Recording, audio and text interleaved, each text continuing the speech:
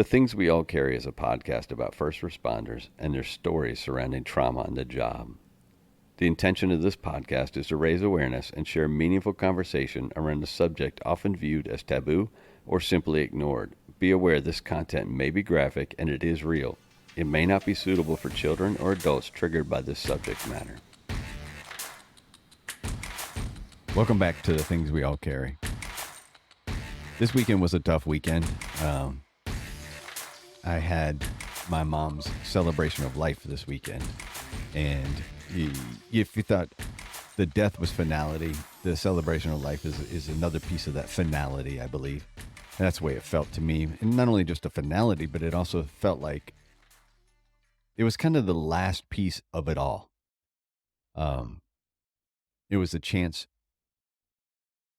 to say goodbye in a public setting with friends and family and friends of friends and friends of family.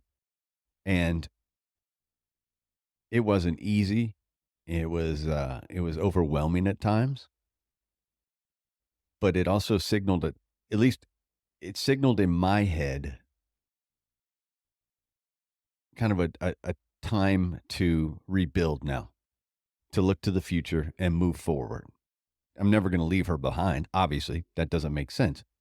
But for me, it's time to, okay, this tumultuous time, this time period that really I haven't talked about much of it, but for the last 5-6 years, it's been tumultuous. I've had a number of deaths in my life in that time period. There was COVID. There's a lot of stuff. There was a divorce. There's stuff going on that I just haven't shared. It's not been my time to share it yet. But this feels like that time to kind of, okay, turn that page and move forward in a way. And I mentioned on one of the last intros that I was working on a eulogy, and I just couldn't get it right. I spent weeks working on or thinking about this eulogy, and I would sit down to write and nothing would come out. It just didn't feel right. It didn't sound right. It wasn't satisfactory to me. And in typical fashion for me, I procrastinated. I waited and I waited and I waited. All under the guise, let's be honest, it was under the guise of I want to get it right, or I don't know exactly what I want to say. The issue with that is no one knows what they want to say. And there's so much you want to say that you have to try and condense it to, a few minutes to not consume the lion's share of this ceremony, and also not to bore people. I mean, I could go with all the inside jokes or all the family jokes, but everyone in that audience that was listening wasn't there for that. They were there to support us, to say goodbye for themselves and to find their own closure. And so I woke up the morning of the celebration and I still hadn't written anything. I'd had some notes jotted on my phone and some ideas in my head, but I had not written a damn thing. And I knew I had to. And so part of what I said in there is it turns out that it's impossible to sift through and decide what to include, let alone get all the thoughts out on paper. And I had considered so many directions, but I finally figured it out. And I kind of bragged that I finally figured it out, but honestly, it was the deadline that backed me into a corner and made me do it. Classic procrastination, classic ADHD work, which is a whole nother subject to get into. But I kind of want to read a part of that and share some of that with you guys. You've been along on this journey with me now for the 8 weeks, basically, from the time that I knew that her death was weeks away to her death, to the after effect of her death and the emotional roller coaster that I've been on. And what I wrote in there, in the body of it, was this. The word was maybe the hardest thing to get used to saying. In the last 6 weeks or so, it's become part of my everyday. For the longest time, I would correct myself. My mother is slowly morphed into my mother was. I struggle with that. I would think most of us would or have struggled with that. And one day I had a conversation about her death and the effect on me. I remember recounting numerous ways that she was important to me and was being the emphasis. And she was my rock. She was my compass. She was my hero. You guys have heard me say that. And when I relayed those sentiments in this conversation, it was in a firehouse actually. And when I relayed those sentiments in conversation, I was stopped abruptly. And it was kind of a terse reply. I said, none of that changes. And this person said, she can still be your rock, your compass, your whatever. And I half heartedly agreed while thinking to myself, doesn't work that way, bro. Does not work that way. And I kind of went about the day, but that thought stuck with me and I started playing with it in my head. And honestly, I think I've shared it a couple times on the show. What does her death mean? What does it change? It doesn't change any of those things. The only thing it changed is that she's not physically present. Doesn't necessarily mean she's absent from my life. The lessons she taught, the advice she gave, the patience she granted, the forgiveness and grace she blessed me with, all that remains. It remains in me. It remains in my sisters. It remains in her grandchildren. It remains in her great-grandchildren. She's there, and she will be every step of the way.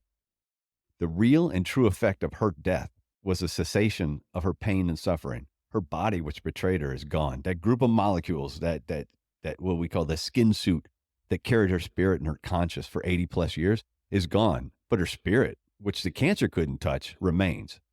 It was there when we gathered at my sister's house the night before. It was there in the chaos of voices. It was there in the laughter of children.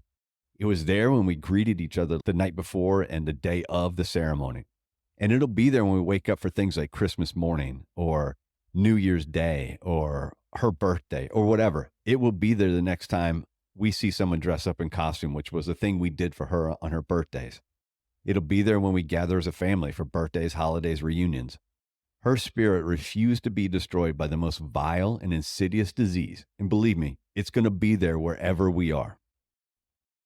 And so I told them I can stand here and I can share anecdote after anecdote about my mom, about our birthday parties for her, about my adventures and her adventures with me through my middle school and high school years, which were terrible, about the rambling voicemails that she tended to leave, about her laughter, about the way her smile lit up a room, even from her hospital bed. You could walk in, she would smile at you, and it lit up the room, literally.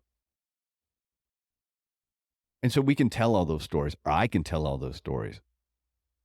But I thought the best way for the people at the ceremony to do it was through one of her pastimes, her favorite pastimes. And she loved this idea and the art of storytelling. One of the things she liked to do when she was alive and healthy was she would go to the National Storytelling Festival in Tennessee. And one of her favorite pictures, and I kind of tear up when I think about it, and I'll paraphrase, is she's wearing a shirt that says, "The shortest road between two people is a story."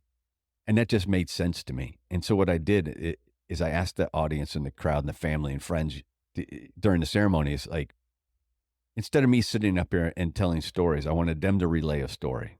Could be about her. Could be, how did you meet? What was your favorite memory? What does she mean to you? How will you remember?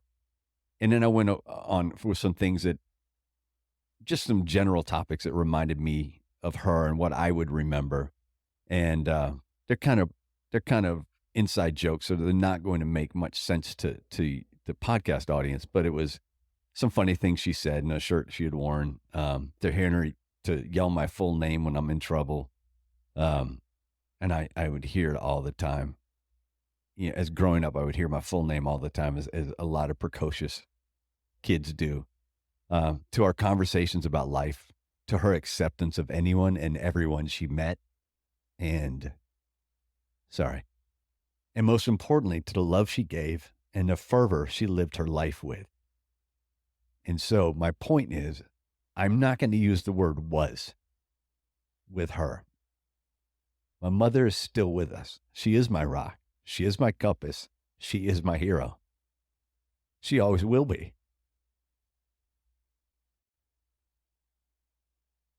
And it took writing this eulogy for me to truly come to that realization. She's everywhere because of what she did for me and how she raised me and how she developed my sense of right and wrong. And I've challenged that sense of right and wrong a few times in my life. And I'm not a perfect person. I've said that before. I'm a flawed individual, and all the good is due to her, and all the negative or whatever is due to my own actions. Like I said, she is my compass, and I still use her as that. So in decision making, She taught me how to make those decisions. She taught me how to treat people. She taught me how to love. She taught me how to fight. So she will always be there. She, like I said, she is my rock. She's my compass. She's my hero. Welcome to episode 95 of The Things We All Carry. Today, I'm welcoming Bobby to the show. Bobby's out of the Raleigh area, North Carolina. He joined the fire service as a part of the junior program in 2008. He turned 18 and he was hired as a career firefighter. He's what you would call your prototypical black cloud. As he said, any fucked up call in the department has happened when he's been on shift. He's had like numerous traumatic calls. In 2018, he had a brush with death, quite honestly. He brushes off as I spent some time in a hospital kind of thing, but he came close to damn near dying. And then between constant work, between full-time firefighting, part-time firefighting, chimney work, construction work, he left no time for family, and it took a toll. Then he had this call that just tipped the scales, and something snapped. He reached out for help after a suicide attempt, and you'll hear in the show where that suicide attempt was and how he was found. And he found this program called Shields and Stripes, and he spent a month out in Arizona with this program, and he can't say enough good things about it. They allowed him to find himself. They allowed him to find some of the root causes of what's going on. They allowed him to repair himself, repair his relationship with his family, and start down a path of health and happiness, basically. This was an interesting conversation, and I appreciate it from the standpoint of how he told his story and the impact he had when he told the story. I hope that you find it as interesting as I did, and you get the same amount of value out of it. This is going to be the last show with a guest, at least for the rest of the year. I might do one next week. It'll be kind of self-centered. If I do it, we'll see what happens. We'll be back in January with new shows. I'm going to pick a few older shows to re-release. And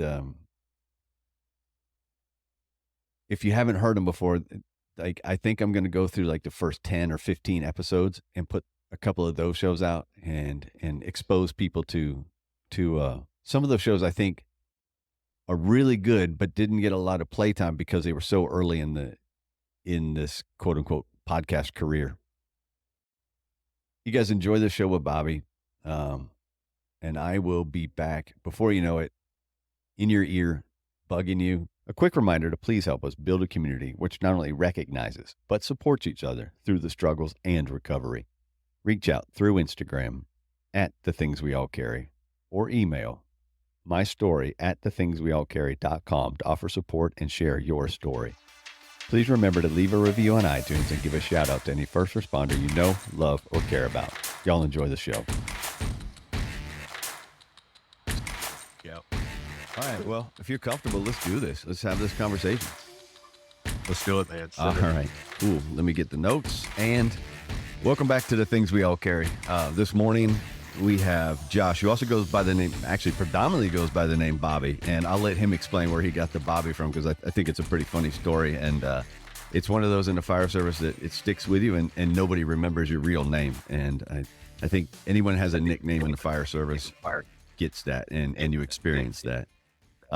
Good morning, Bobby. How are you? Man, how you doing? I'm doing all right. Look, give them a little background that you've been in the fire service just outside of Raleigh now for about 15 years, correct? So let me ask you, let's get it out of the way real quick. What's the last song you listened to?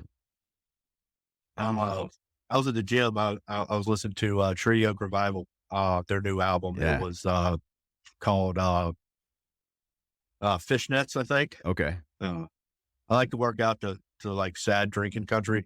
So well, that's a special kind of let's see, emotional menace when you do that, I suppose. Yeah, if my headphones come undone, people look at me like, "Dude, are you okay?" I'm like, "Yeah, yeah." No, I'm all right. Yeah, I know a few people that do it, and I think it takes a different individual to do it that way. So cool. And I Yeah. know I just got turned on the Treaty Oak revival, and so I do like him. I like him a lot. I don't know if you heard my show with Charlie Collins. He's a local guy up here, and he's the one that turned me on to Treaty Oak revival. And so I like their sound quite a bit. Yeah, that's my jive, man. I call it country music says the F word, Yeah. and like that's pretty much what I'm listening to. Doesn't matter if I'm working, drawing, working out. Doesn't matter. It's some sort of barroom country zone, Well, Texas style. if you haven't checked out Charlie's stuff, check it out. It's Charlie Collins music. So Yeah, he's a young kid just getting started, and I'm trying to give him shout outs whenever I can. hell yeah, I'll check it out right now. I'm writing it down. So tell me a little bit about family life. You know, what was your family like? Where'd you grow up? What were those formative years like for you? Yeah, so I got grew up outside of Raleigh, in a my mom, my dad, and then an older brother, and blue collar family. My dad owned a construction company. He was a tile guy. My dad's a gangster, man. He was a eighth grade dropout, but one of the smartest human beings I've ever met. Very entrepreneurial mindset, and so he built this tile company from the ground up. Was in business for about 20 years. My mom ran his office side of things. Early in the early years, she was out there. She was a ground pounder, and was out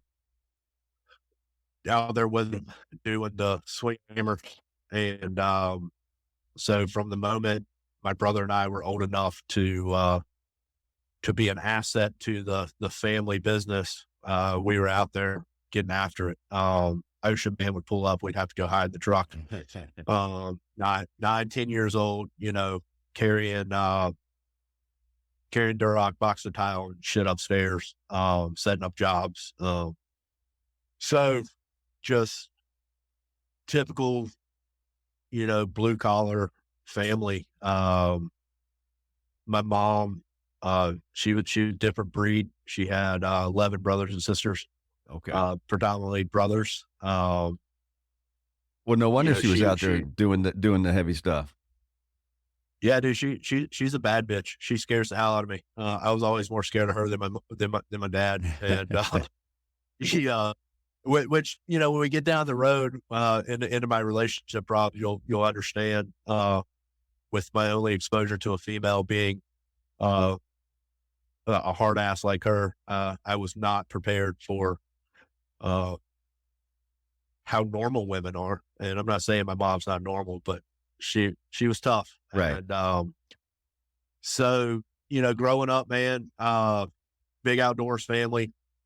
Um, we were real big into hunting, fishing, and just work. All we did was work. Me and my brother, we both played sports, football, baseball. We're fortunate, man. Things were thriving, so we never did without until till '08 when the the crisis hit, Mhm. and that was the end of that. And that was my entry into the fire service was around that time. I was coming out of high school and trying to figure out what I was going to do with my life. Uh, had originally planned on the military route, and due to some ongoing health problems, that wasn't a good option. Fought that battle, and my dad was just like, "Hey, whatever you do, don't go into construction. I don't care what you do. I don't care if you go to school. I don't care where you go. Just don't make your living swinging a hammer."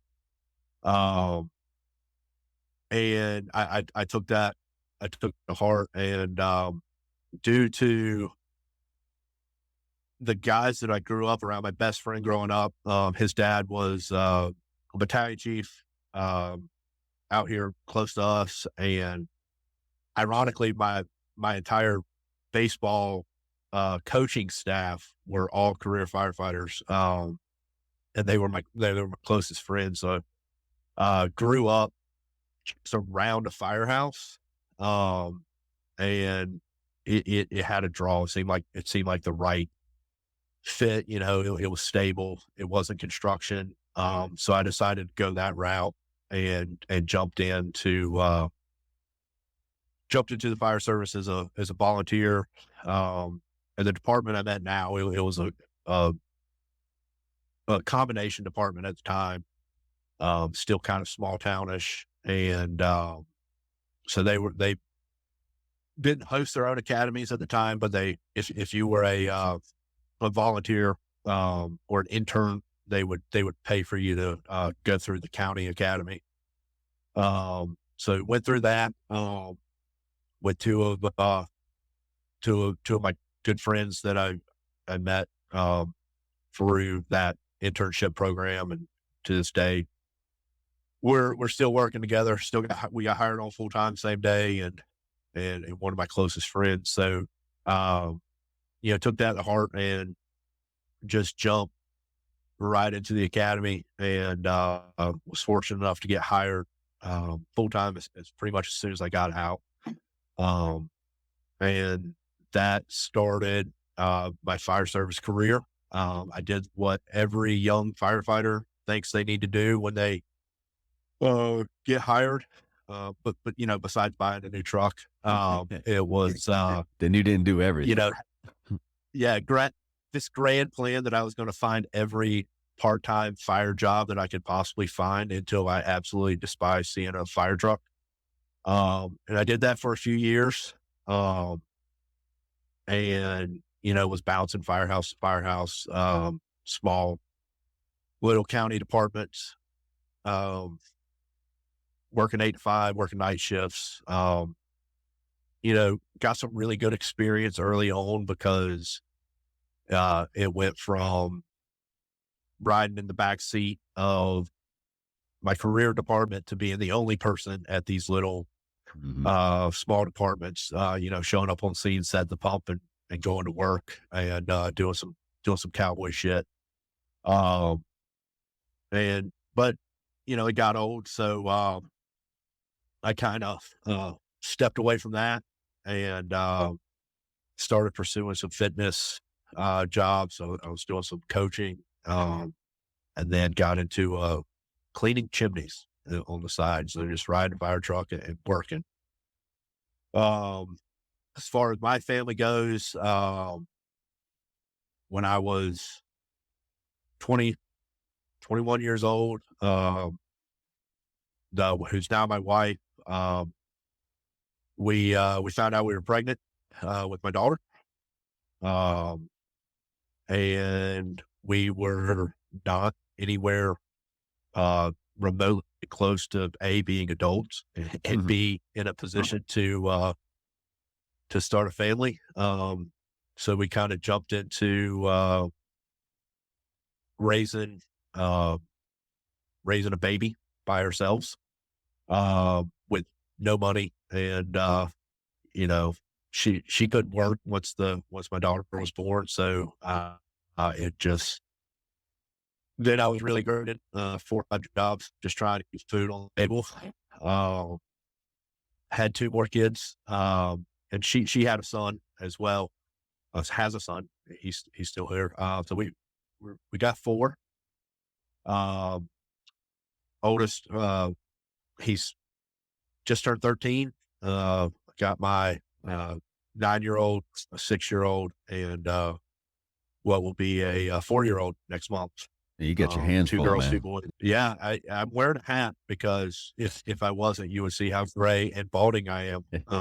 But I wouldn't trade it for nothing, man. We're fortunately, I'm finally at a point where, like, uh, I'm home, and I'm like getting to do the dad thing, and we'll get into that. And they're my world, man. My girls, my boys are special, but my girls they're my girls, Yeah. and I have no idea what I'm doing, but it's we're figuring it out. I think a lot right of us now. did that with kids at a young age. You just kind of figure it out and hope for the hope you do your best in the long run. You hope they learn how to be at least a semblance of a decent human being. Yeah, I just don't want daddy issues. That's my biggest fear in I life. get that. I get that. Tell me a little bit about your department. I know you it's a suburban department, and you said it's just outside of Raleigh. Are you south of Raleigh, or where are you? And yeah, we're south of Raleigh. It is a suburban department. It's a rapidly growing department. We got 6 stations, um, working on 7. We got about 130 career staff. Um, Engines, we're running 2 ladders and a heavy rescue. Um, Run, 5, 6,000 calls a year. Most of those being medical like everywhere else. Um, we do run, a lot of vehicle accidents. We get a lot of good, we have a lot of major highways. As far as fighting fire goes, it was just like 2019, 2020, a light switch flipped, and that has become few and far between. Yeah, tell me We about it. are a newer community. Yeah. Median income house, median house cost is about 650,000 now. Uh, That's up there. Overflow from RTP. Yeah, for our area, it's up there. I think 10 years ago, it was like 200 was 250 was your higher end, in this area. So Jeez. just construction everywhere. I think there's, I don't even want to butcher the number of how many people, are progressing through the area. I think there's like, they were saying the other day, like 15,000 open permits for construction. And, 15,000? uh, yes. Yeah, and I guess that makes sense. As you know, it's funny. I just and you see me looking off screen. I just pulled up on the map Raleigh because I know kind of where it's at, but I'm not terribly familiar with it. So you look it up and you're like, oh well, this makes sense now. You see Chapel Hill there, you see Durham there, and of course, I mean that's all. It's almost one city there because you guys are that close to each other, and so why not Yep. expand that way? And of course, housing prices are going to go up with Chapel Hill right there with the 2 universities and all that. So that makes complete sense. Yeah. It's crazy, man. Like I grew up in this area, and the closest we had to go out to eat was a 25-minute drive when I was growing up. And the country that I grew up in, country area, I'll go out there and drive now, and I won't even recognize where I'm at, because what used to be trees as far as I could see is housing developments. Yeah. Um, and from a, you know, paycheck perspective, it's really nice because, we definitely, benefit from that, tax income and things like that. But everybody knows, from a firefighting standpoint, the lower incomes where the work's at. Um, so we still have a little bit of mix of that, but it's definitely been a huge transition, which brought me to, I ride the rescue, and that's what brought me to, the rescue, was the ability to broaden my ability and my call volume, um, by getting into the technical side, um, as well as the dive, the swift water, being a deployable asset, things like that, that gave us the ability to do some fun stuff because the fire wasn't there. Right. So to scratch that itch of that go-getter attitude, I wanted to find some things, and then I got into the rescue world and pretty much been there the majority of my career. And I'm happy as a pig in mud doing that. I want to fight fire as much as the next guy, but if I can go and do I like the technical stuff. I like the puzzle solving side of things and planning and acting and things like that. So that's where I'm at, So doing that. before we go much further, and I kind of promised the audience you would explain your nickname there. Yeah, yeah. So early on in my career, I had a before I was a big hairy oaf. I was had my head shaved for a cancer foundation thing, and a little pudgy, and walked. Oh, I'm so sorry. That is it's my first day. Let me turn that off. Oh, I walked into an office, and somebody said, "Look at that Bobby Hill looking motherfucker." And from that day forward, uh, I was known as Bobby. Fun fact: any town mail that I get is addressed to Bobby because somebody got me there.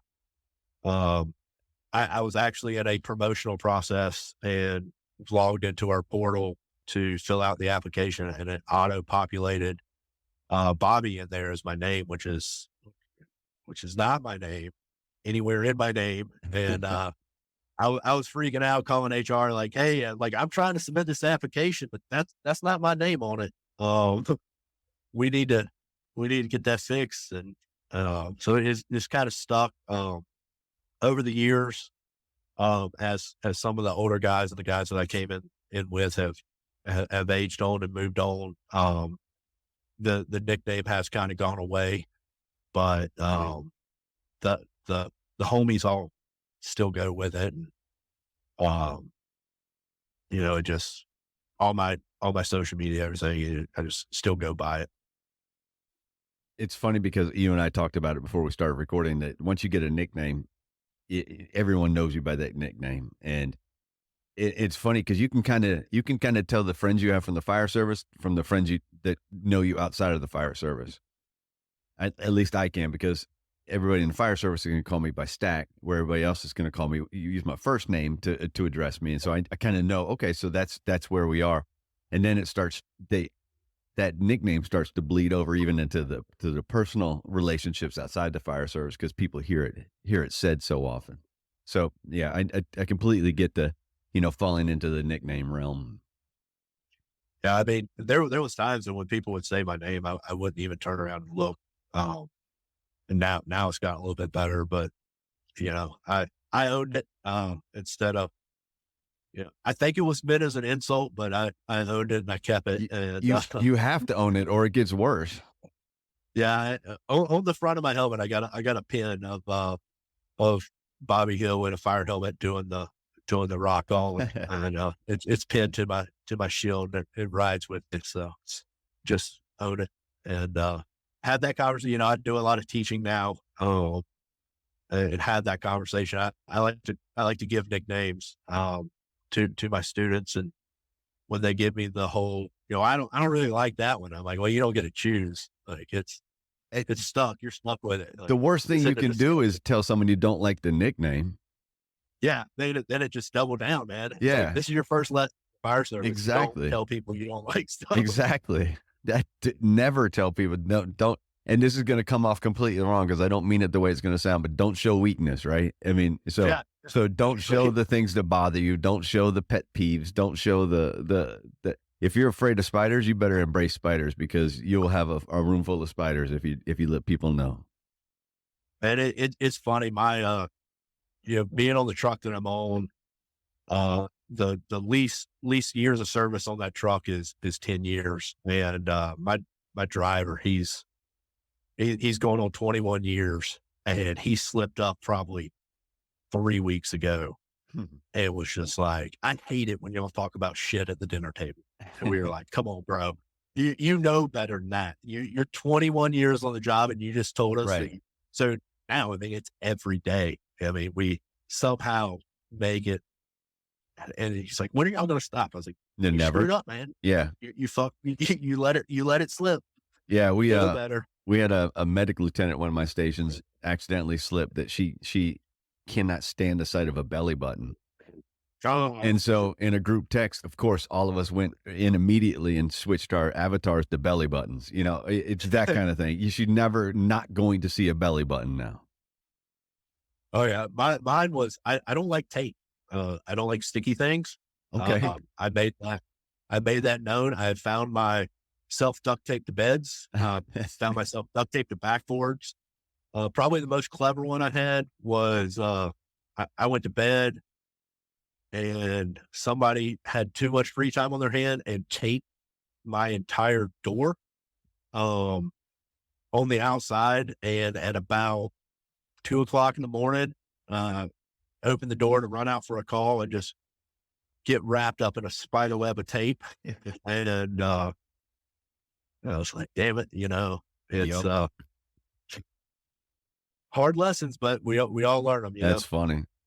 So explain to me, yeah, and I think anybody listening that's in the fire service knows immediately what you're talking about, but you are defined as the definitive black cloud, correct?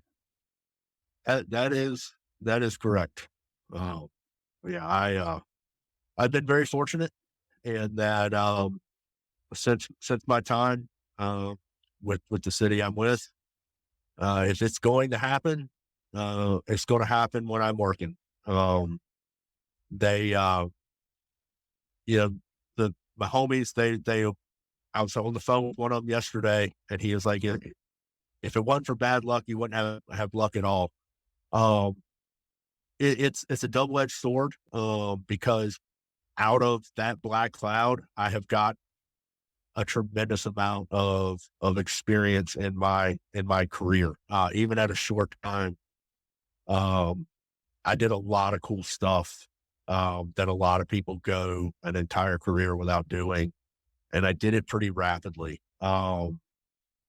There's no question about that. As far as on the job experience goes, where I'm at, and this isn't, trying to sound conceited or anything like that, but I would say, um, uh, on the higher end of the most on the job experience, out of a lot of people, in my department. And that was luck of the draw. And I told people all the time, there was a lot of questions of why do you get to do this? And why are you in this role? And it's just like, man, that luck of the draw. I happened to be working the day that all these things conspired. Um, but with that came, a lot of bad stuff, a lot of traumatic things that, um, I didn't realize were pounding on and filling my file cabinet up, until that top drawer overfilled and that filing cabinet tipped over. Um, you know, talking about bad luck, just, my last shift, that was Tuesday. Um, I crawled into a crawl space to, uh, monitor for gas and ended up in anaphylactic shock and getting stabbed with fucking EpiPens. And I've never had any allergies that I'm aware of. Uh, that's just how my life goes. Go in. I actually had a real screwed up conversation as I was going in about, uh, it was pretty sketchy crawl space, just nasty. And I told my captain that he could have my wife if I died, and the next thing I know, I'm dying. So, Hey, I'm kidding. I'm I kidding. yeah, I was like, I don't know why you closed the door and locked it, but no, it was, and it's just how it goes, bad luck. And, uh, but we laugh about it. It's a running joke that, I got the short end of the stick most of the time, but honestly, I wouldn't trade it for nothing. There were some times that got tough. And we'll definitely get into that. But now looking back on it, thanks to good conversations, good clinicians and things like that, I realize that every single one of those things that has, come to fruition over the years, there's a reason for it. And there's a tool that can come out of it to be used. Um, I don't, as a badge, but I'm not afraid to talk about it. I'm not afraid to share it. And especially with younger guys and girls that are going into this. Yeah, and you had some health issues, Yeah, we'll get into that, right? because I think that's a huge part of it. Because so you're So yeah, diagnosed in 2013, correct? Yeah, I was diagnosed in 2013. But you had what Um, kind of what led you to seeking answers? I mean, just bluntly, I started shitting blood. So I did what every knuckle dragon man would do, is I ignored it I for was as gonna long as I say, possibly so could. you fucking ignored it, right? Yeah, yeah, I ignored it. I figured if I didn't go and get checked, then they couldn't tell me I was dying. Very Obviously, very according to true, very WebMD, true. yeah, I had ovarian cancer probably based on WebMD's assessment, but they, no, I ended up going and getting checked, getting colonoscopy, and they came back and diagnosed me initially with just regular colitis, and then through a progression of testing and symptoms and things not working, they upgraded to Crohn's disease. Um, I thought I pretty well managed it for a few years. Mhm. Back in 2018, um, I was I was hitting it hard, man. That was at the peak of financial struggles. I had 3 kids at the time that we were we were trying to keep food on the table. My wife was staying home, so I was working in 2 fire departments, one full time, one part time, cleaning chimneys and coaching CrossFit mornings and nights. So it was wake up, go do some sort of fire station, go to gym, do whatever. And I was balls to the walls, and Yeah, over when did 30, you get to take a breath, let alone rest? never, never. And it, I was forced into doing that because over from 13 to 18, I would have symptoms, and typically, I'd go and get some steroids, and uh, it would even itself out. And then early 2018, about January, February, I started getting sick again. Started getting blood, and would just backing up. Nobody ever told me in any of my diagnosis, hey, when you see blood, that's not okay. Um, no doctor ever said that. I thought that was just like, hey, occasionally I'm going to see blood, like, whatever. So early about January 2018, I started getting symptomatic. Um, and I was, fit. I was at my fittest I ever had been. I was lean. I was getting after it. And about July, I really started getting sick. Uh, got to the point where I couldn't control my bowels much. There was a lot of blood, but I didn't have a chance to take a break. I didn't really have a chance to take care of myself. So early August, we end of July, early August, we took a family vacation. We went to the mountains, and that was my first chance of having a break. I took off a week of work, and the moment that I rested, my body said, "That's it, I'm done." And we were in the mountains camping, and I was using the bathroom 30, 40 times a day.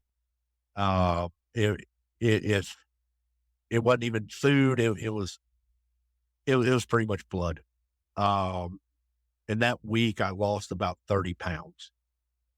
Uh, I came back, and my first day back at work, at the chimney company I worked for, I walked into the office, and Nan, the office lady, she looked at me. She's like, "Dude, you look like shit." And I was like, "Yeah, I'm having a bad flare up. I'm gonna go get checked out, get some steroids or whatever." I actually had a coaches meeting that night at the gym that I worked at. We did a snatch ladder. I'm gonna go out there and humble brag, snatched 275 while dying. Um, Well, at least there's a and there's something good came out of it, right? yeah, humble brag, but I we took a group photo afterwards, and I remember getting home. Everybody had told me I looked like shit, and I remember looking at that photo, and I was gray. Um, in comparison to those with me, I was like, I'm not okay. Um, so I looked at my wife, and I was like, "Hey, I'm going to the emergency room," and she was like, "I'm going to drive you." I was like, "No, don't wake the kids up. It's not worth it." I'm thinking they'll go give me a bag of fluid, give me some steroids, and drive myself to the hospital.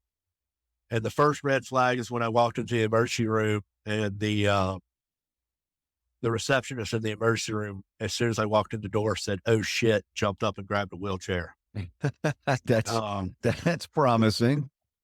and I was like, "Awesome, okay." So they didn't triage me; they rolled me right back to a room. Uh, and nurse comes in, and she starts, setting up lines and getting access. She had a little trouble getting access, and she said, "When's the last time you peed?" And Hmm. I was like, I don't know. I've been shitting so much that I haven't paid it any attention. She's like, "Well, I can't get anything." So she ended up getting some blood. Um, about an hour goes by. I'm on the phone with my wife, and I'm giving her the old like, "Hey, calm down. We'll give me some steroids. I'll be home. 2, 3 o'clock." And the doctor walks in, and he goes, "Hey, is that your wife?" I said, "Yeah." That He said, "You might want to get her up here." And I said, "Why?" He said, "Because you're probably not going to make it through the night." Jesus. Um, he said, "You ever had a blood transfusion?" I said, "No." He said, "Cool, you're about to. Your hemoglobin is 4." Hmm. Um, I was septic. Uh, I was anemic. I was extremely dehydrated. It took 4 bags of fluid before I took a piss. Um, and that was that was the moment I realized I wasn't Superman. Um, they wheeled me upstairs, scoped me, um, which is a disaster in itself. I had E. coli. It was if I could have it, I had it, and so that started a very long journey. I ended up staying there about 3 weeks in intensive care. Um, and it that was a blessing and a curse when it comes to what I the brotherhood. Um, you learn a lot about the brotherhood when you go through something like that. My captain, um, the homies, they were there every day. Um, Volunteer department, a little part time department I was on. They were sending fire trucks to my house to cut my grass. Uh, like I said, my captain every morning he was coming to work or leaving work. He stopped by and brought breakfast. One of the guys I worked with, he knew nothing about kids. He had no idea what to do with kids, but he kept my kids. And but the department, uh, the administration really let me down. Um, there was, laying in a hospital bed, getting phone calls about no call, no show, and um, worried about when I'm coming back to work. Um, and this might get me in trouble, but that administration is gone and passed, so I don't really give a shit.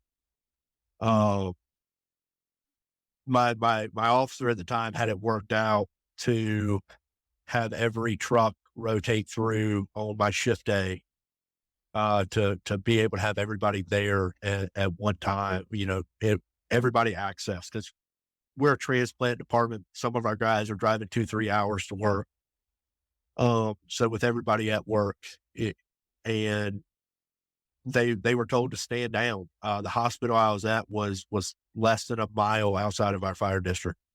Um, I had neighboring departments that were standing by. They had firefighters from their department standing by my hospital room. I had IFs from other departments that were giving me money to pay my bills while I was away, while I was sick.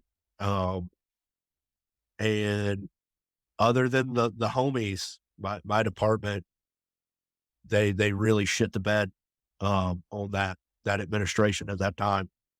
And my part-time department, the fire chief, he stopped by 3, 4 times. And I never heard word one from any of my upper administration. And and I don't expect that, but I think I did expect that at the Right. time. But the you have people that are completely involved in me that are going out of their way just because of what my job is to support me and my family, and my own administration could give two shits. Right. Right. That was a big slice of humble pie. Um, I was TAC med for police department at the time, and my own guys were told threat that they were not to come up there and bring a fire truck to come see me. And there was 9 police officers on duty, including the fucking dog that came by and hung out. Mhm. Uh, but a fire truck wasn't allowed to. Um, so that really jaded me towards that administration. And I've always been a loose cannon with my mouth. There's a reason that I'm this far in my career and still a backstep firefighter. I've self-imposed, made myself unpromotable because if it comes in my head, it comes out of my mouth. Um, and I voice my frustration. So pass that forward. They once I got out of the hospital, got recovered enough to go home. It wasn't right back to work. It was still I couldn't get up off the couch. I couldn't get out of bed. I could barely walk. If I got up and walked from my bed to the bathroom, I was out of breath. So it was a whole bunch of like, I got a long road before I get back on a fire truck. Uh, that went on for a couple months.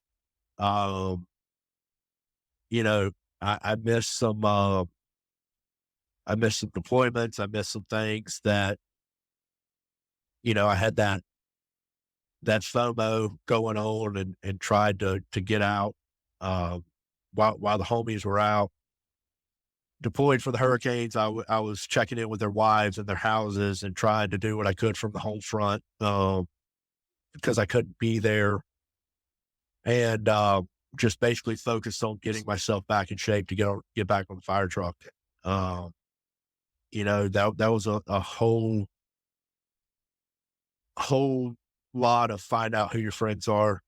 Like I said, the ones that I expected and the ones that I would do the same for them, they were there. And I will never badmouth, you know, them stepping up and doing what we're supposed to do for one another. The love and the outpour was overwhelming. Um, back up a little bit. The day I went into the hospital, I had $7 in my bank account. Hmm. Um, and through the generosity of others, one of the guys, and he's no longer with us, and he walked in and handed me a $5,000 check, personal check, and was like, "Hey, you need this more than I do." Um, you know, when I left my treatment and going through that, you know, I went from $7 in my bank account, wondering where my next meal was going to come from, how I was going to feed my kids, to uh, being safe and being comfortable, um, because of the brotherhood, and people stepping up and doing way more than they needed to do, to the point that once I got on my feet, yeah, I took the surplus that was gifted to me, and I paid it forward to some other firefighters in need, because I didn't feel right holding on to it. But that was one of those things, like I said, of at the time it seemed absolutely ridiculous, that this was happening to me. But then you fast forward to the end part of it, and you're like, you know, that this needed to happen. Things worked out. Um, so I get back to work, but I'm not good. I'm not healthy. They were putting me on Humira treatment that wasn't working. Excuse me. And I was doing once a week 2 injections into my gut with Humira biologic pen. And the symptoms were better, but I still didn't really have control over my bowels. You know, I have so many stories of ridiculous shit stories on calls. Some of them are pretty freaking hilarious. You know, that's for another day. But you know, I'll go ahead and tell one of them. It's one of the funniest ones, man. We're on a vehicle accident, and it was inevitable that if I was asleep and woke up, whenever I would wake up, you know, I needed to find a toilet pretty fast. But fortunately for calls, when that adrenaline from getting up and going to work, I was good. I could function. But as soon as things settled down, uh, that's when I needed to start finding somewhere. And so got up, uh, went to a wreck. It ended up being a pit in. We got him out, got him cut out, and looked at my captain once they transported everybody. We were on scene waiting for the wrecker. I was like, "Hey man, I'm gonna hit the woods real quick." And very small area of woods in between two roads, and it was on a hill. And I make my way up the hill and try and find out somewhere pristine, find a fence post to hold on to keep from falling down the hill. And about, you know, right when I finished my business, that fence post snapped. And I end up rolling head over heels down a hill, turnout pants around my ankles. I get to the bottom of the hill, and engineer on the engine that was there comes running over. He's like, "Dude, what the hell, man? What's going on?" And I was like, "Man, I need a flashlight and a booster reel." And I'm sitting on the side of the highway, getting hosed down, uh, like Farva from Super Troopers. And you know, the dude's hosed me down. He doesn't do poop, and he's sitting there gagging. So, you know, it became a joke. You know, like I have a shit emoji that hangs off the back of my helmet. You know, it's a running joke. You know, it's one of those things, if you can't own it, then just roll with it. So I was pretty sick. And thought I was better. And then I run into a stint of um just bad days health wise. And I end up calling my administration like, "Hey, you know, I'm not squared away to ride a fire truck, but can we do light duty until I can get back healthy?" And they granted me some light duty. And my fire chief at the time, that, you know, no, didn't care to have a conversation with me while I was in a bed dying. He comes up to me and he's just like, "Hey, I think it's time for you to find another career." Um, and of course, my immediate reaction was, "Why don't you go fuck yourself? Um, you know, how dare you tell me that I'm not cut out for this anymore. That was pride. Um, 2 days later, I was in the doctor's office, kind of dealing with my symptoms and stuff and talking to my gastro, and he comes in and he's like, "Hey man, you might want to think about a different career. I don't think you're going to have longevity in this, with this disease." And that was a kick in the nuts, man. I left, um, I was driving, bawling my eyes out, uh, because it was a mix of, I do love this job. But also what else do I do? Like, what else do I have to offer besides being a firefighter? It was my identity. And, I reached in my glove compartment. I pulled out my pistol and I sat there for about 45 minutes, cycling round after round out of the magazine into my hand and back in. And, it was, uh, it was a decision time. And, I wanted to, I didn't know where else to go. And, fortunately I had a picture of my family sitting on my dash, and I was like, you know what? Um, this is, this is not what they deserved after everything that I put them through with them standing beside me. My wife's a saint, man. It was a morning I was on my way to work, and the gas station that I normally stopped at didn't make, it was closed that morning, and I didn't make it to a bathroom and ended up, you know, crapping all over myself in my truck. And I drive home and jump in the shower, try not to be late for work. And it's 6 o'clock in the morning and the woman's out there scrubbing shit out of my seats. Um, it's, so I sat there and I was like, they don't deserve this. They don't deserve me to, they stood by me. They went through this, and for me to take myself out now it's not fair to them.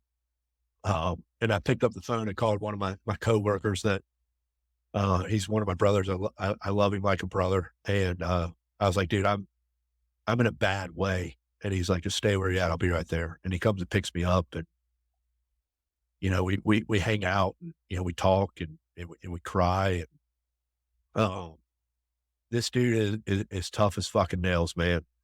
Um, he's a machine. He's not human. Um, and he started opening up a little bit about his life and some things he was dealing with. And,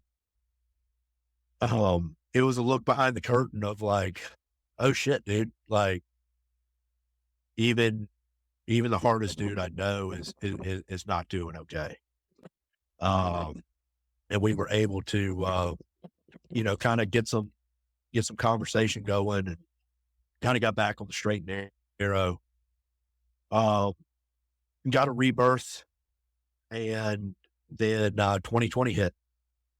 Um, well, back up. So I started, because of that realization that I have nothing to offer. I remember, you know, I do have a skill set that I learned growing up, and I decided to start a construction business. It started out as handyman work, and, due to demand, rapidly turned into a full blown construction business.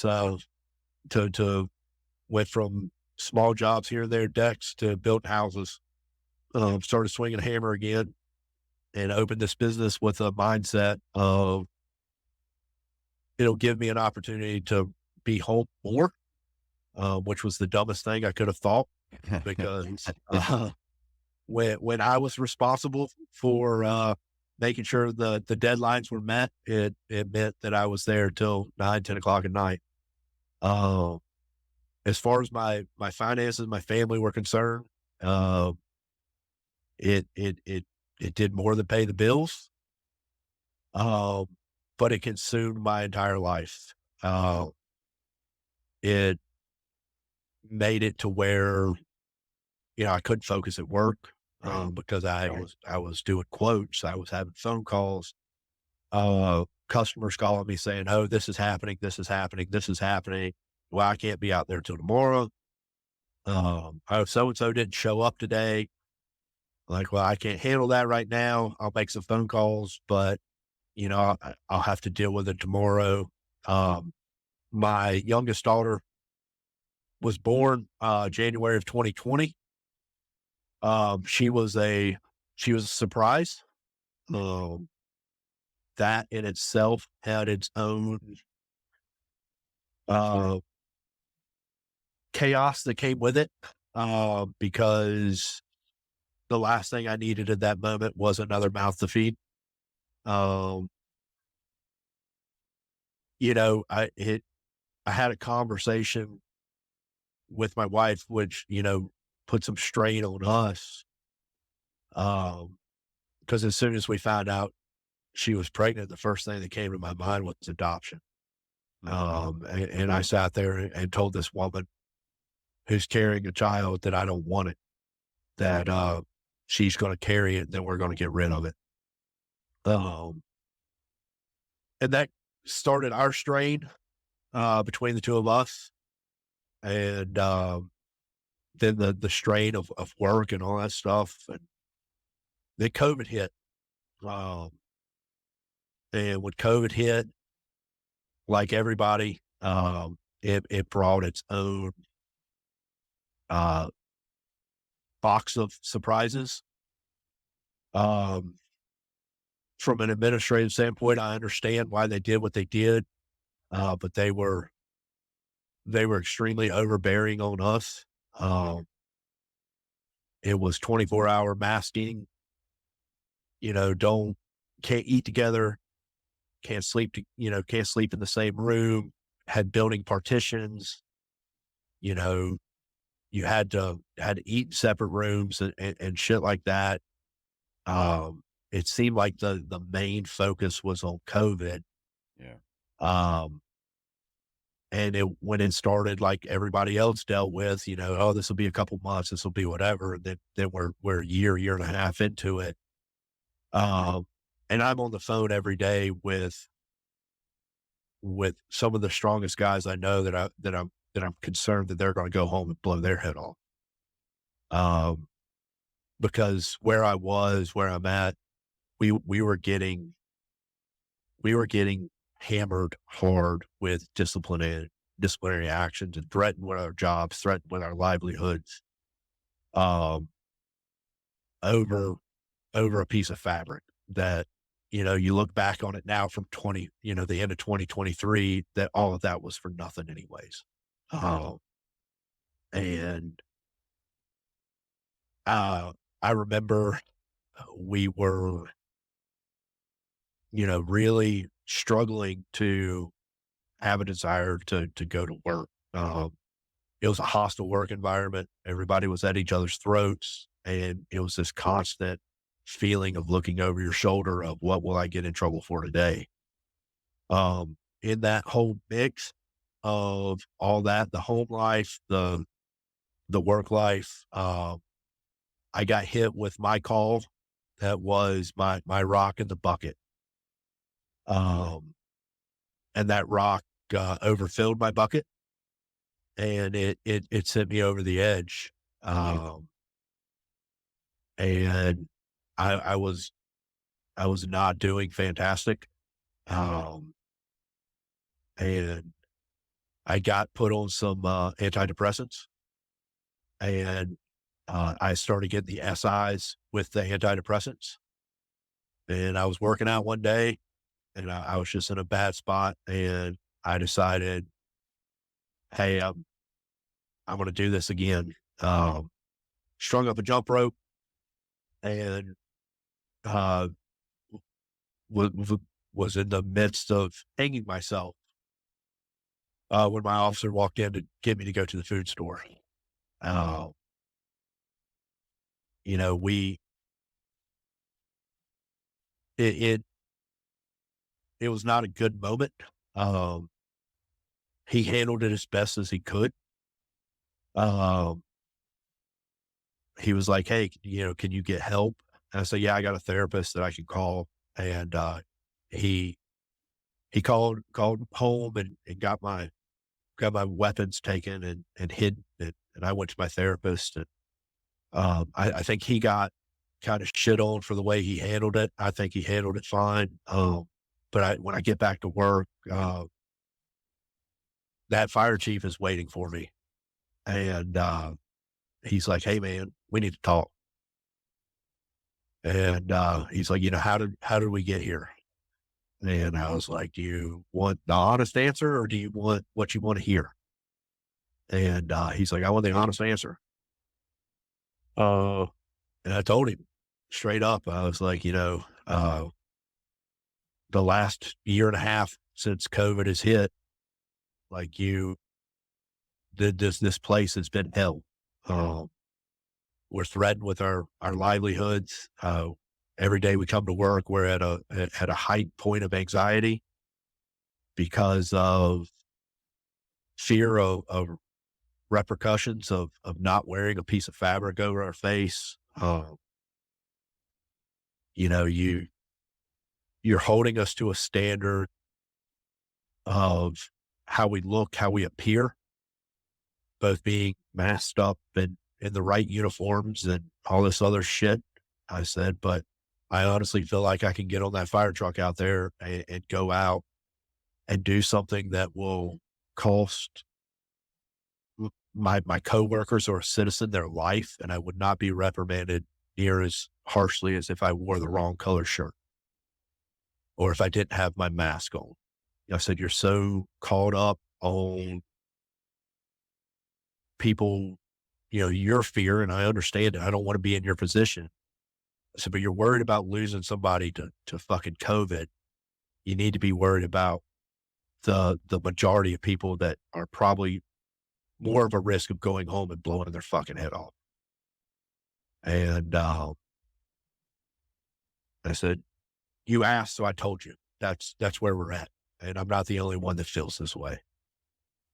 Um, so he kind of was like, you know, gave me some answers and or some political answers, and which I understand. And like I said, I'm not faulting the guy. I don't want to be in his position either. He has bosses, he has town managers, he has people he has to answer for that aren't living in a firehouse. Um, but I gave him the example of working dog. He was a dog guy, and I said, "You got working dogs."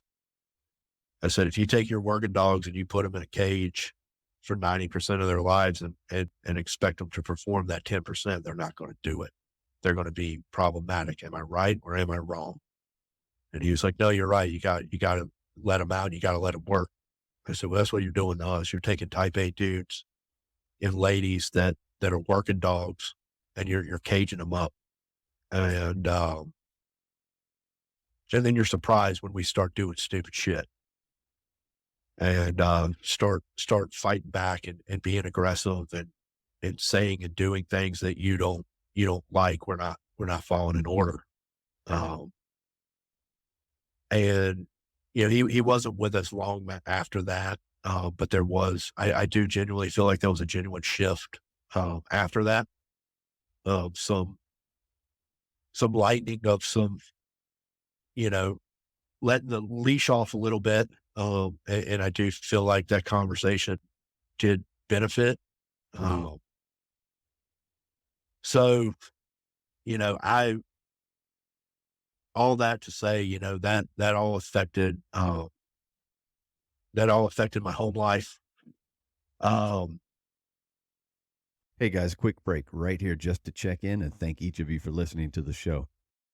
Your support has been paramount, and I appreciate all of you. I have one request, though. I need you to share the show with everyone you know. Help me get the word out and spread these stories as far and as wide as we can.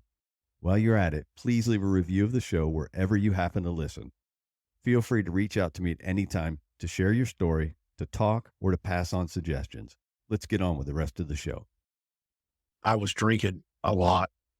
Um, I was working working construction, finished my day off with a sixer, um, then go home and hit the bourbon, get up, do it again the next day. That call, we'll get into that. That particular call was a young lady was hit by a train. Um, they were they were having sex on the railroad tracks, and we were first on scene due to um, just happen chance of knowing that there was a cut through. I got to her first, um, and we'll get into that here in a minute. But there was some comments made after the fact at the firehouse that did not stay in the firehouse. As far as my home life goes, I had moved out. I was living with my brother. Um, and through happenstance, she got word that the comments that I made were probably going to cost me my job. And I was sitting on my tailgate of my truck. I was pretty hammered. Um, and she asked me, she's like, what did you say? And I told her, and in uh, almost 15 years of knowing this woman, when I told her what came out of my mouth, she looked at me with a look of disgust like I'd never seen in my life. And she said, how can something so horrific that be where your mind goes? Um, and I said, you want to know? And I unloaded uh, every piece of baggage I've been carrying for my entire career on her that night in that front yard that I had never shared with her. She went inside, she cried for a couple hours, because she couldn't fathom why I would never tell her that, and B, what I was carrying with me. We had a conversation that, was, "Hey, you know, you're a problem." Um, Her exact words were, "If you don't change something, um, your kids are gonna hate you like I do." And, she said, if you wanna be a part of their life, you need to get some help." And I was like, "All right." So I sought out some help, and I happened to come across this organization called, Shields and Stripes. Uh, Shields and Stripes is an organization outside of, the Southern Pines area, but they're nationwide, that specifically, works with military and first responders. It was founded by, uh, pararescueman, SDS guy, that had dealt with his own stuff and started this organization. And I came across it and I applied for it and did a phone interview with the cadre there, and they deemed that I was a perfect candidate for their program. Um, and they put me on a plane to Phoenix, Arizona, and flew me out there for 3 weeks in person, and then an additional 10 weeks after of telehealth. And basically, the way the program worked, um, there was 8 guys, and one lady with me. They were all military, uh, in the higher tier levels, and myself, and they paired us up, um, based on personalities and how we would jive and things like that, and put us through physical training, nutrition training, psychological therapy every day, occupational therapy every day. Uh, And I know we want to dive into that, so I'll really dive into that in a bit, of that ins and outs of that program. But um, I was fortunate to be selected to go through that program, and unboxed a lot of stuff with that therapist. I joked that lady is a saint. I joked that she took up smoking after dealing with me, um, because she she definitely had her hands full with me, and but she taught me a lot about perspective. Mhm. Okay.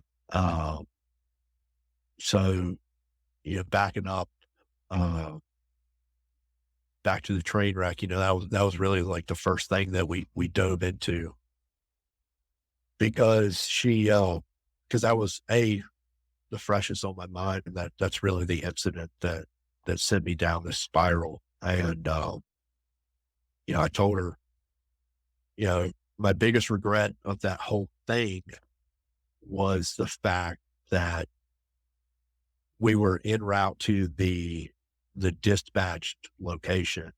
The engine company checked on scene first and said, "Hey, we can't access from here, with it being on the bridge." Um, and I knew that there was a cut through an apartment complex from a previous call years ago, that I could dip through there, through that apartment complex, and it would put us out right there.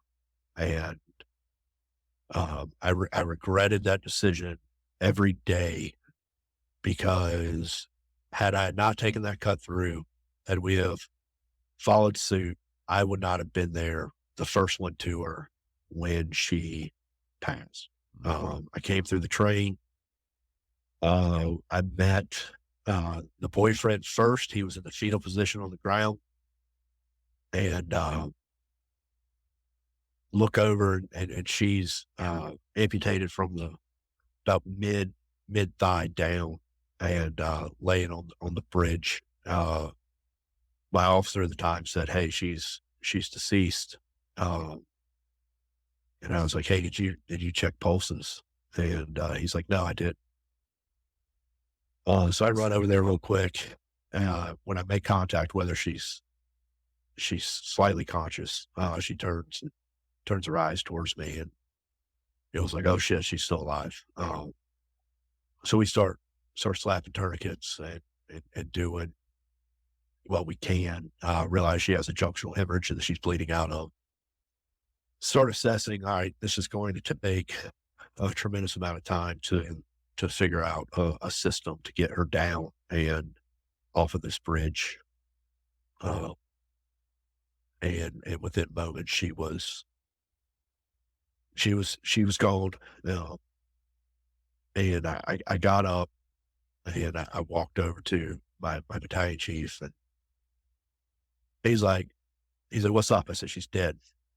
And he said, "Are you sure?" I said, "Yeah, her fucking jugular veins hanging out of her neck. I'm pretty sure." And he said, "Whoa, calm down. Boyfriend's right here."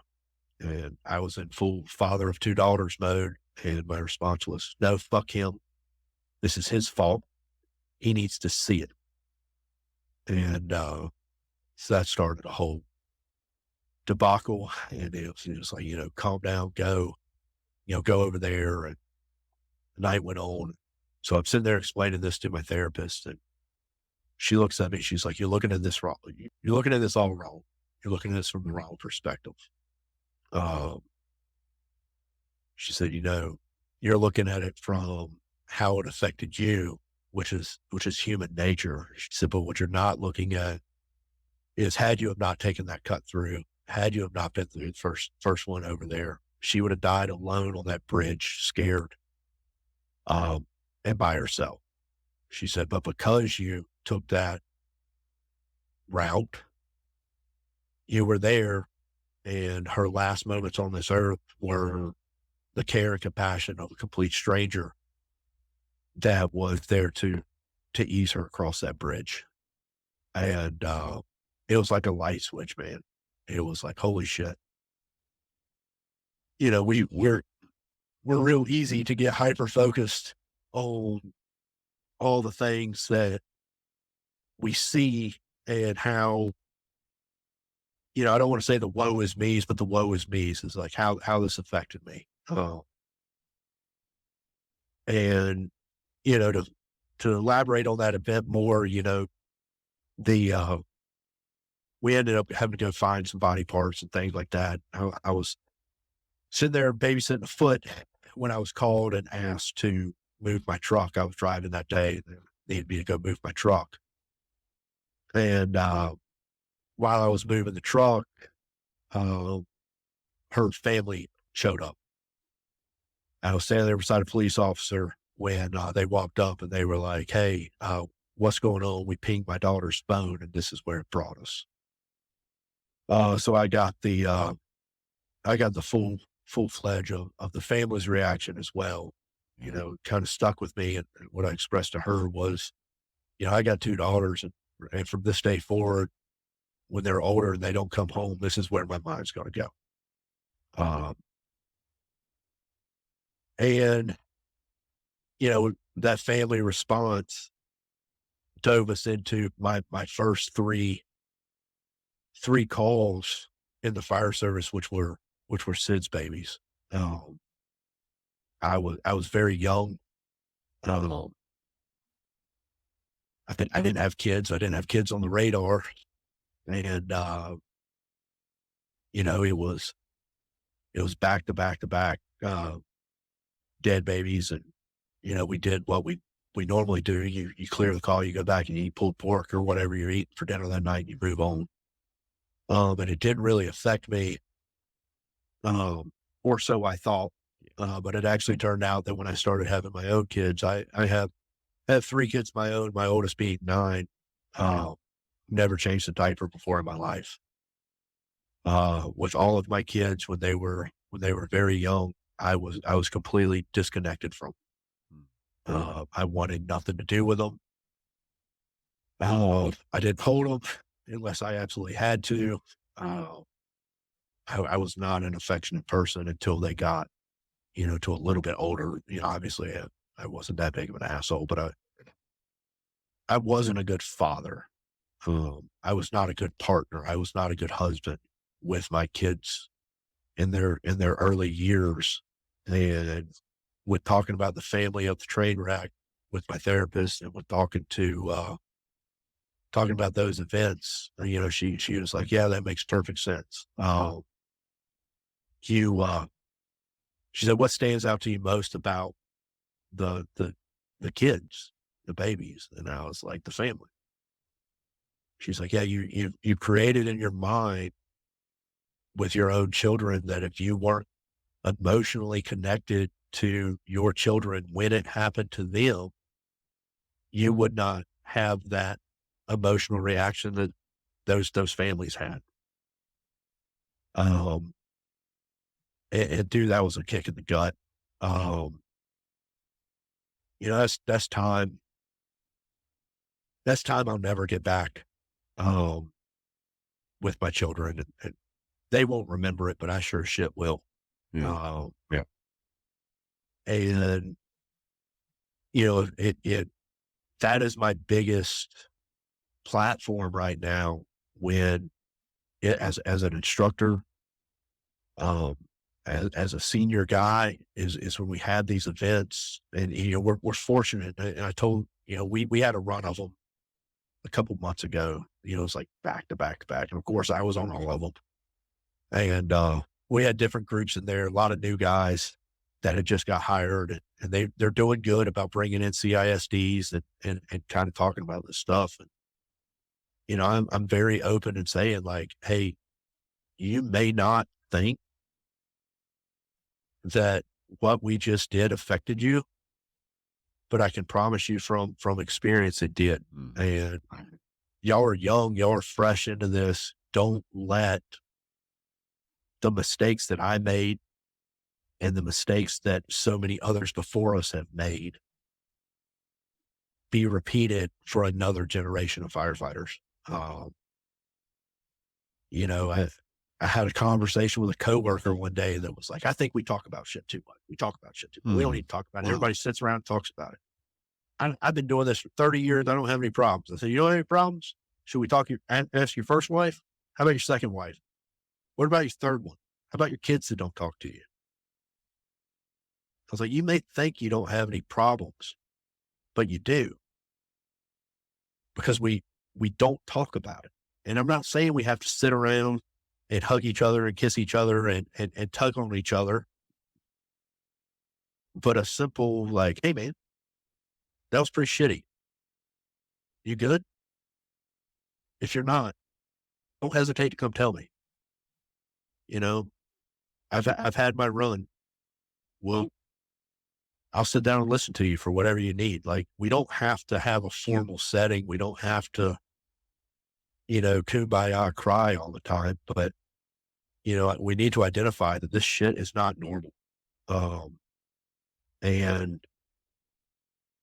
so fast forwarding now back to the program, I think one of the most beneficial things about the program was the downtime. Um, I'm sitting around with some of the hardest dudes on the planet, and every night we'd sit around the pool and we would talk, and I still kind of got my shield up, Mhm. um, but I'm listening to these dudes that have done incredible incredible things. They're sitting there telling you that hey, this is how it's affected my home. This is how it's affected my mind. This is how it's affected my children. Um, and every day over those 3 weeks, a barrier would break down a little bit to where we're sharing. And it's just like, I'm looking at these individuals as superhuman. And they're sitting there telling me like, dude, you got the hardest job out of all of us. Uh, we leave what we do. Yeah. You drive past it every day. You relive it every day.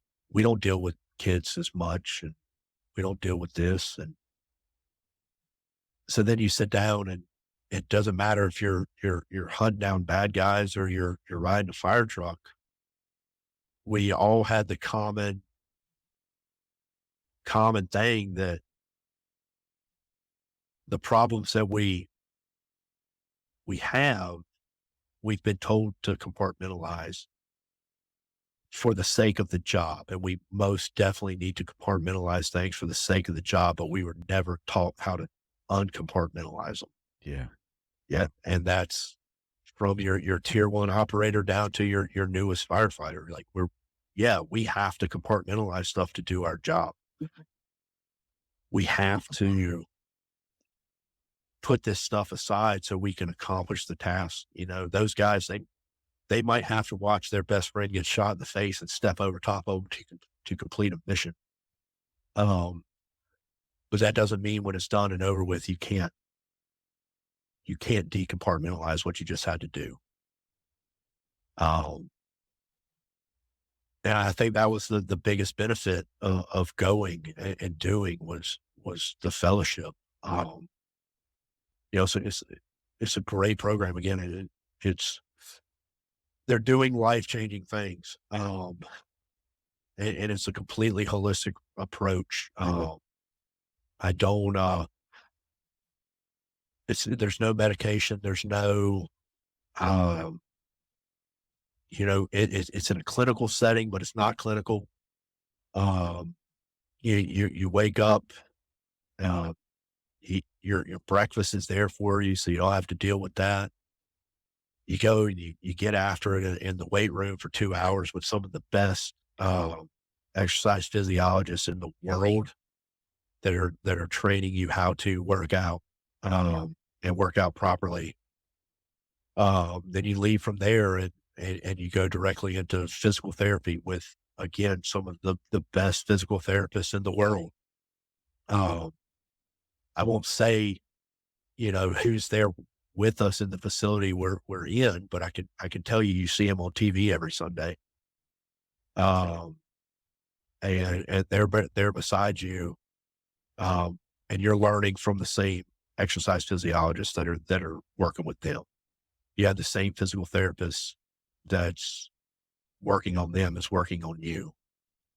But then you go from there and you don't leave the facility. You just go into an office and your therapist is sitting there. And, there was days that we sat there and talked about nothing, just life and pets and animals. And then there was days that I was in there for 3.5 hours crying my eyes out, about shit that, you know, I had as a child that had nothing to do with the job that I just didn't know how to get rid of because I grew up in a gruff blue collar world. And, you know, talk about how difficult it is to be a man, like, and the expectations of just being a male, and how those are already weighing down on us. And then you throw the extra shit in there.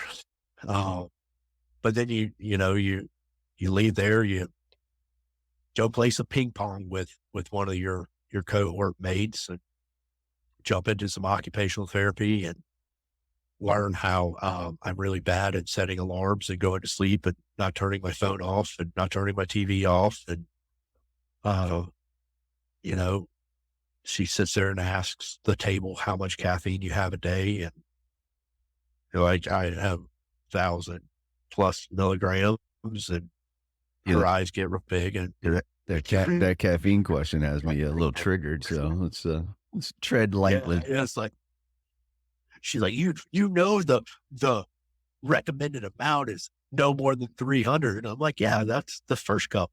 Right, That's, what about the 9 p.m. cup of right. coffee that I need before I go to bed? I don't know why everything hurts and I can't sleep. And, but they educate you on how to basically enter life, how to eat, how to sleep, how to schedule, how to work out, how to rest. More importantly, how to rest. I've been doing fitness. I have, personal trainer certifications. I have CrossFit certifications, and it's all about the function. There's not much information on the rest and how Mhm. important the rest part of fitness is. And, you get education on that. You have one of the best exercise physiologists in the world sitting there with a slideshow showing you how, uh, you should lift, you should condition, and you should sleep, and you should rest. They brought in people, that taught you how to breathe, how to do Mhm. Wim Hof stuff. Yeah.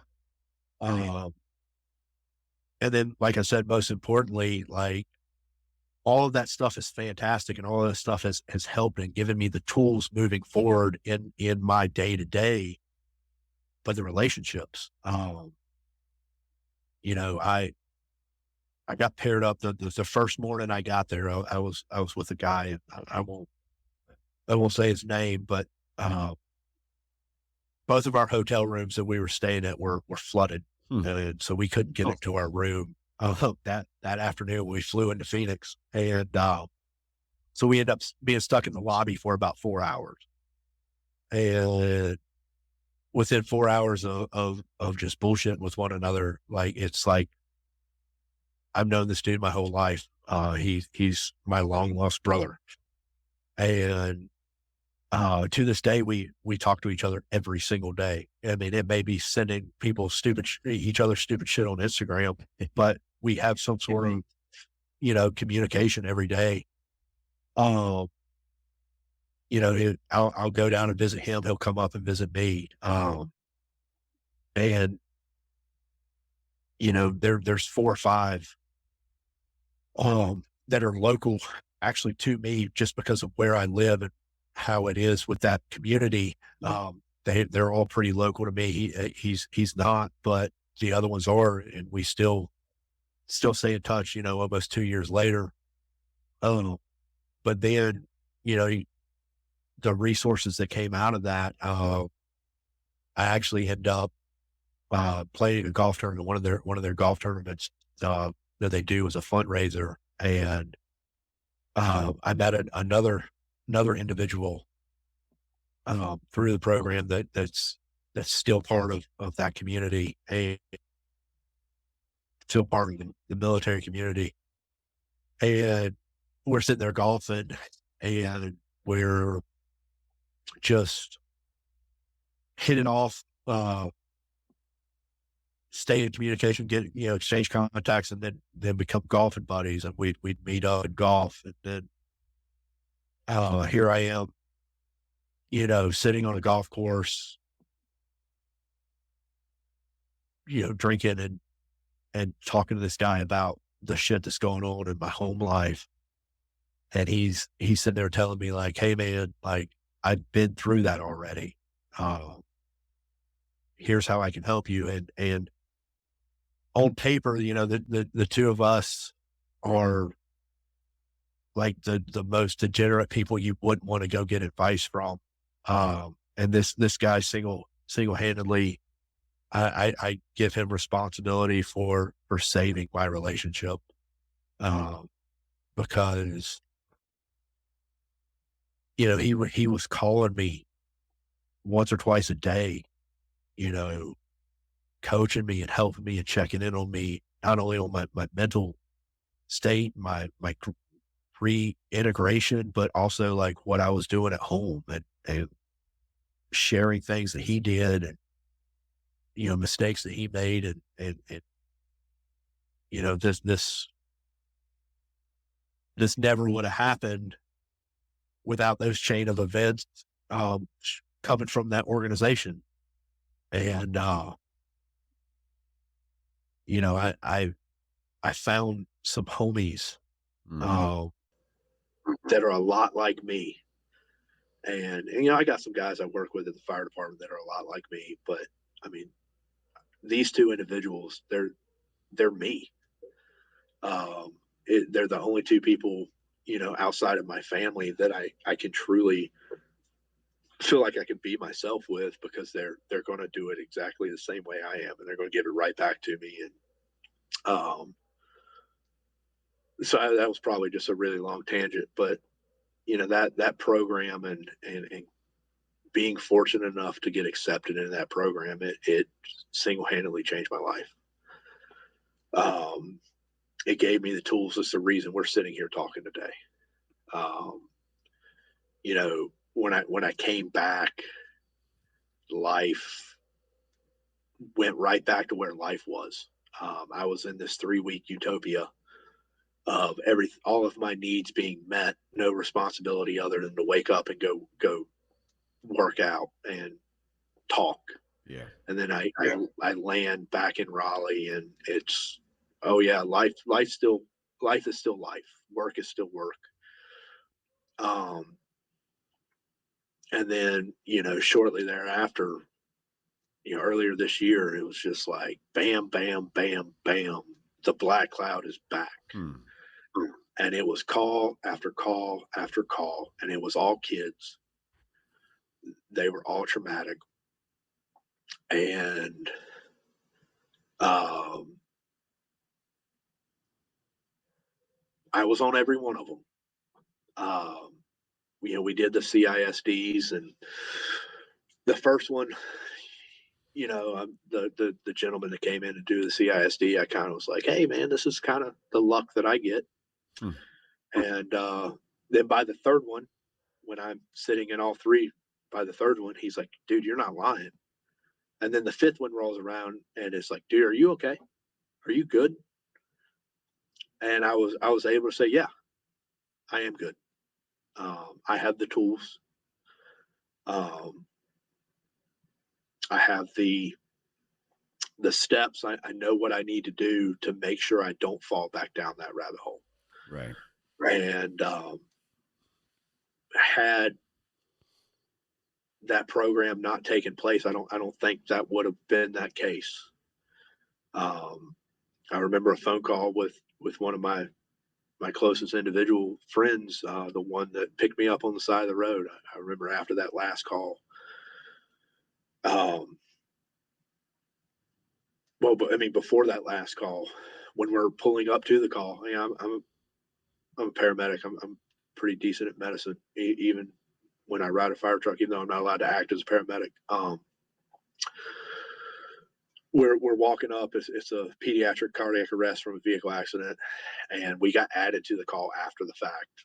Um, and we're walking up to the ambulance, and I was working an overtime shift, and the captain that I was working for was like, "Buddy, I hate to do it. I know it's been a rough couple of weeks, but I need you back there." And I was like, "Let's fucking go, dude. This is our job. We'll deal with it later.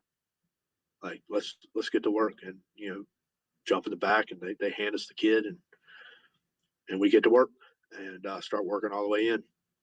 And the outcome was less than favorable, but you know, fortunately, the second incident in that series of five, a couple weeks, it's been about 2 months ago now. The kid that I thought for sure when I handed him over to the operating room was not going to live, walked into my fire station with his family to show appreciation for the things that happened that night. I have actually stayed in contact with him and his mom, and through the recovery. So that was a good win in all of those losses. But that phone call after that fifth one, after the one, and my buddy's like, "Man, I wish I could say I know what you're going through." He's like, "But I don't. Right. None of us that work in our organization know what you're going through because nobody has had to deal with the shit that you've had to deal with. Everybody has their individuals, but you have all of them, and that's not an exaggeration. I wish it was, and but again, I've learned not to wear it as a badge of hey, here's my trauma.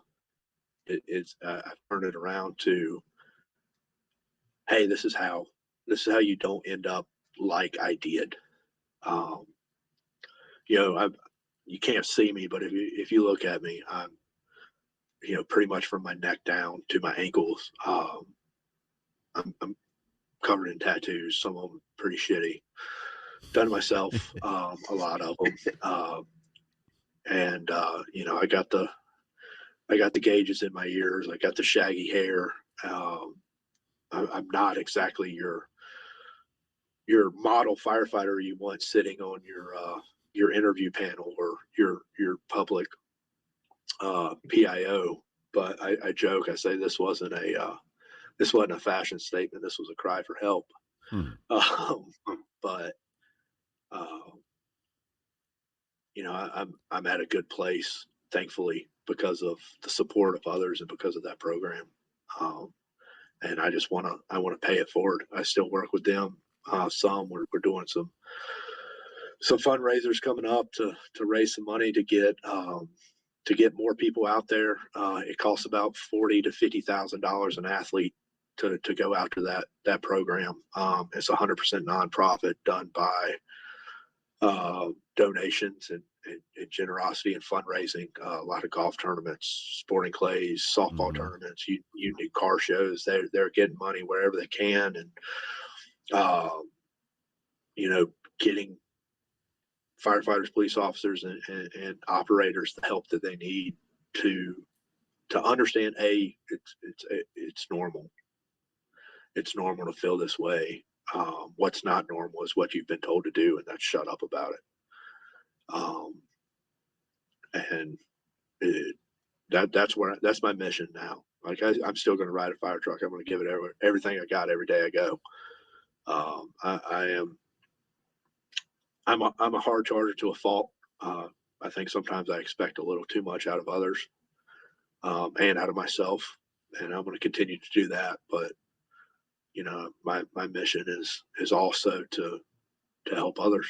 Um, because of all that and the therapy and things like that, I did close down my company. I stopped swinging a hammer to allow myself to be home more. My wife's a paramedic now, so I'm getting to. She's working full time. I'm with my kids on my days off. Figuring out how to be a dad. 9 years into this, my oldest is a saint. She is my saving grace because she is mature, way well beyond her years, and keeps me grounded and teaches me how I'm supposed to do hair and uh, dress my youngest daughter. My son, he's easygoing. He's a little on the spectrum, and he's Aren't easy we all? to deal with. Yeah, yeah. I mean, you can see my studio. It's there's a touch of autism in this. Okay, but they I'm home and I still need the money, so I am teaching on my days off, and I'm fortunate that I can take my passion for the job and that go getter that hey, here we're going to get shit done, but then have the platform to be able to say, hey guys, these are some things that I wish somebody told me when I started. Right. Um, that are going to benefit you just as much, if not more, than how we're going to carry a fucking ladder. These things are important, but you'll figure it out that for yourself. You need to figure this out for yourself, but here's some tools to do it. Just Yeah. like there's 13 different ways to force a door. Here's a couple ways to help yourself. Yeah, that program. I had never heard of it before you mentioned it when we talked, and that's a hell of a program. Yeah, yeah. I stand by it. Like I said, it's they got a website. If this is a plug for them. This is a shameless plug. They got a website, Shields and Stripes. You can Google it. Shieldsandstripes.org. If you go to their website, it gets an outline, and then there's videos. You'll see my ugly mug up there, uh, telling each individual that's been through the program has a short little stint telling their story, what brought them there, and what came out of it. You'll see some footage of some things that take place, and um, some opportunities that come while you're out there and going through the program, and it's big deal to me. I want to talk a little bit about that perspective, that change of perspective that you had, and I know we're coming up on a drop dead time here because you got to go to your wife's graduation. But real quick, early on, year and a half ago, 2 years ago, when I started this show, one of the first guys I interviewed was Robert, and he's from an organization called Skulls for Hope. I don't know if you've heard of him. Yeah, And I had it on, but I took it yeah, off this that's morning. what I keep playing Yep. with, and you keep seeing me fidget with because it's one of the things. I took it off Yep. because I keep banging on the table, but I fidget with it, and I kind of use it like a rosary at times, which is funny for me to say because I'm an atheist. So it's like my atheist Yep. rosary. But he talks about that. He talks about switching that narrative. He had a pediatric death early in his career, and it really affected him and kind of really fueled his alcoholism. And he's open about it, and I'm comfortable talking about it in his place. But he talks about flipping that narrative and going, why the fuck did I have to do that to I was blessed to be there to help them make that transition basically. And without me, who was going to be there? And so to hear you say it is it kind of wraps it up because it is there is that switch that you kind of think about, who would have been there, right? And yeah, it's a heavy burden to carry, but if we flip that a little bit and go, but I was there and they had a little more peace at the end of their life, okay, I can that's a much better way of thinking about it. Yeah, yeah. I mean, not only calls that have come after the fact, but being able to look back at previous, you get the opportunity to have a second chance at some of those calls, to understand that, hey, at the end of the day, I don't control the outcome. I do my best to try to change the outcome, but fate controls that outcome, not me. Yeah. Um, and let me look at the things. not, I mean, we're type A, man. Like, we're type A. We want to be perfect at everything we do. So the first thing we do is break down all the shit we think we did wrong on every call we run, and what we could have done different and what we could have done better. And we forget to look at the shit we did right. Yeah. And when you start looking back at them and say, all right, these are the things I did right. You know, obviously, if you do stuff like super wrong, like maybe definitely want to readdress that. But you know, we're a little hard on ourselves on some stuff that we really didn't do that wrong, but well, maybe if I had done this, I could have saved 0.3 milliseconds and da da da da da. You know? Yeah, and that's just something that my therapist reframed for me, and she said, you know, I said something about, well, they died when, you know, it was kind of my responsibility about death. And she said, well, wait a second, what did you do? And I said, well, and I explained to her my job, and she said, so you did your job, right? And I said, yeah. But you don't decide life and death. You just decide to do your job to the best of your ability. And if you fail at your job, beat yourself up for failing at your job, not for death that's not decided by you. But if you're doing your job, that's the best you can do. Yeah. So, all right. So I know you got to get out of here pretty soon, and we'll make a kind of a rough transition, and I apologize for that. But let's get to those last two questions. Send it. What is your everyday carry? Everyday carry. Well,